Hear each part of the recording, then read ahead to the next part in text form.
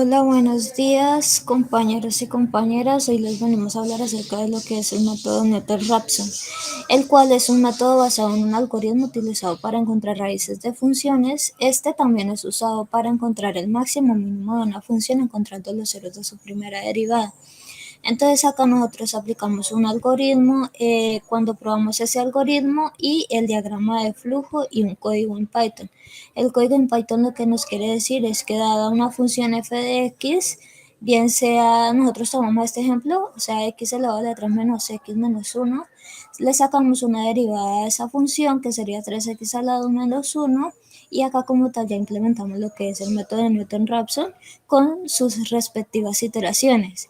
En caso de que esa derivada de esa función sea cero, entonces se va a aparecer un error de división por cero, y en caso de que no, pues entonces se va a aplicar lo que es la fórmula de Newton-Raphson, que sería cada iteración menos la función y dividido sobre la derivada de esa función. Entonces, para lo cual nosotros, en caso de que la iteración no sea la máxima, esa iteración nos va a arrojar que no converge. Entonces vamos a aplicar un punto de partida que sería 1, el error tolerable sería 0.0000001 y la iteración máxima sería 5. Entonces, para lo cual me daría una raíz, que es la raíz requerida es 1.32. Entonces, como podemos ver en el ejemplo que nosotros hicimos a mano, nos da dicho valor que es 1.32. Entonces, eso quiere decir que nuestro programa funciona correctamente. Método del pivoteo parcial. Este método propone la eliminación progresiva de valores por medio de transformaciones elementales en el sistema de ecuaciones, hasta obtener solo una ecuación con una incógnita. Una vez resuelto, se realiza sustitución regresiva hasta obtener los valores de cada variable. Esta técnica combate los errores de truncamiento por ceros en la diagonal o en los errores de redondeo por números cercanos a cero, lo cual consiste en ubicar en una fila pivote o de referencia el término de mayor magnitud y finalmente se procede a realizar el método de eliminación gaussiana simple para obtener los valores de las variables.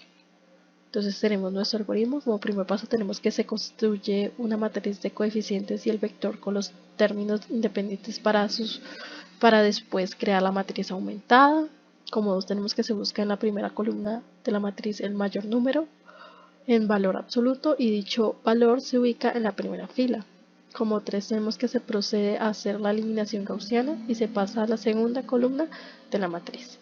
En la segunda columna de la matriz, desde la posición A, fila 2, columna 2, se busca el mayor número, el valor absoluto, y se ubica en la posición.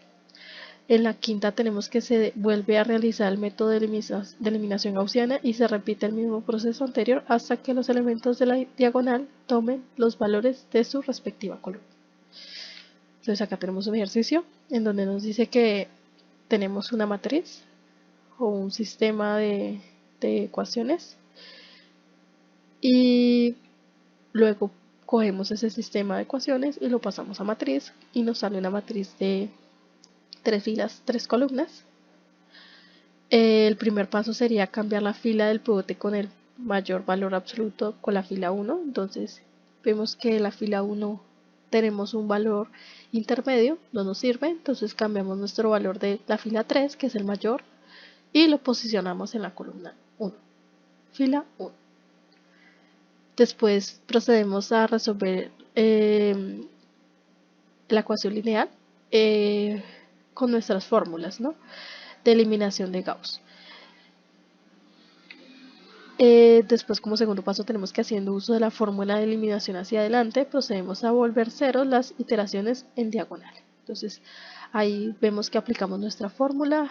Una vez ya obtenido el pivote mayor, ponemos que la fila 2 se resta con la fila 1 y se multiplica con el valor de la fila 2 sobre el valor de la fila 1. Y así es como volvemos cero esa posición. Después hacemos lo mismo con las otras posiciones, en donde vemos que nuestro valor de 4 pasa a ser 0 una vez aplicada nuestra fórmula. Lo mismo se hace con los pivotes de nuestra columna 2, ¿cierto?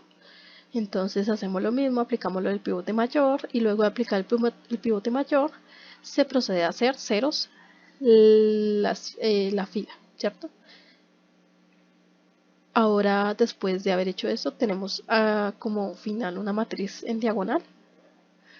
Y una vez obtenido esta matriz, se hace un despeje en cada una de sus filas para obtener los valores de la matriz del vértice final. El vértice final debe ser una matriz transpuesta. Entonces, por eso es que aplicamos en el sistema un orden de ascendente, o bueno, un orden de arriba, no un orden de arriba hacia abajo, sino de abajo hacia arriba. Bueno, aquí tenemos nuestro algoritmo en PCInt, tenemos nuestro diagrama de flujo en PCInt y tenemos nuestro código en Python, que también es el que nos ayuda a resolver el ejercicio que hicimos a mano. Aquí tenemos nuestra solución y si podemos notar, la solución es la misma. Tenemos un vector final de 2,8, 4,5 y 8,1. Entonces aquí también tenemos una solución igual, en donde tenemos un vector final de 2,8, 4,5 y 8,1. Y ya, eso es todo. Método de Gauss-Seidel. El método de Gauss-Seidel consiste en hacer iteraciones a partir de un vector inicial para encontrar los valores de las incógnitas hasta llegar a una tolerancia deseada. La diferencia radica en que cada vez que se desee encontrar un nuevo valor de una xy, además de usar los valores anteriores de la x, también utiliza valores actuales de la x encontrados antes. Entonces tenemos la siguiente ecuación. Entonces, en donde vemos que tiene, como lo habíamos dicho en el enunciado, entonces se pone las aproximaciones actuales y las aproximaciones anteriores, en donde i representa nuestras filas o variables y j representa nuestras columnas. Como algoritmo tenemos que primero asignar un valor inicial a cada incógnita que aparezca en el conjunto. Si es posible hacer una hipótesis razonable de esto, valores hacerla, si no, se pueden asignar entonces valores seleccionados arbitrariamente. Los valores iniciales utilizados no afectarán la convergencia como tal, pero afectará el número de iteraciones requeridas para dicha convergencia. Como paso tenemos partiendo de la primera ecuación, determinar un nuevo valor para la incógnita que tiene el coeficiente más grande en esa ecuación, utilizando para las otras incógnitas los valores supuestos. Entonces, como 3 tenemos que pasarla a la segunda ecuación y determinar en ella el valor de la incógnita que tiene el coeficiente más grande en esa ecuación, utilizando el valor calculado para la incógnita en el paso 2 y los valores supuestos para las incógnitas restantes. Como paso 4 tenemos que continuar con la ecuación restante, determinando siempre el valor calculado de la incógnita que tiene el coeficiente más grande en cada ecuación particular y utilizando siempre los últimos valores calculados para las otras incógnitas de la ecuación. Durante la primera iteración se pueden utilizar los valores supuestos para las incógnitas hasta que obtenga un valor calculado. Cuando la ecuación final ha sido resuelta, proporcionando un valor para la única incógnita, se dice que se hace completo una iteración. Como paso 5 tenemos que continuar iterando hasta que el valor de cada incógnita determinado, una iteración particular, difiera en el valor obtenido en una iteración previa, en una capacidad menor que cierto grado de iteración seleccionado arbitrariamente. El procedimiento queda entonces completo. Aquí tenemos un ejercicio en donde nos piden resolver el siguiente sistema de ecuaciones por el método de Gauss-Seidel utilizando un grado de tolerancia de 0,001. Entonces acá tenemos nuestro sistema de ecuaciones Y como primer paso entonces nos dice que despejemos cada una de las variables sobre la diagonal. Una vez hecho esto, suponemos que los valores iniciales van en 0. Entonces el valor junto con el de x3 se puede utilizar para obtener el x2. Entonces la primera iteración se completa sustituyendo los valores de x1 y x2 calculando lo obtenido. Entonces la segunda iteración se repite lo mismo que ya habíamos mencionado anteriormente, comparando los valores calculados entre la primera y la segunda iteración. Entonces, como podemos observar, no se cumple la condición en la primera iteración, entonces tenemos que aplicar segunda iteración. Entonces tomamos los valores calculados en la última iteración y se toma como supuestos para la siguiente iteración. Se repite entonces el proceso de la primera iteración. Entonces después podemos compararlo de nuevo con los valores obtenidos y como se observa aún no se cumple con la condición. Entonces volvemos a aplicar nuestra iteración. Así que hacemos otra iteración y comparamos los valores obtenidos y vemos que al final ya está cumpliéndose la condición. Entonces el resultado de nuestro ejercicio inicial,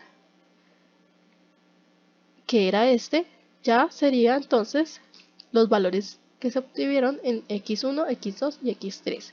x1 3.0, x2 menos 2.5 y x3 menos, 7,0.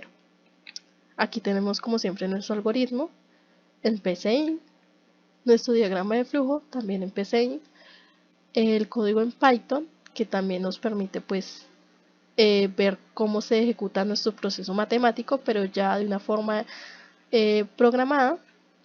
Entonces tenemos acá nuestros resultados de nuestro ejercicio en Python y eso sería todo. Bueno, en esta ocasión revisaremos lo que es el método de Jacobi, que tenemos que es un método iterativo usado para resolver sistemas de ecuaciones lineales.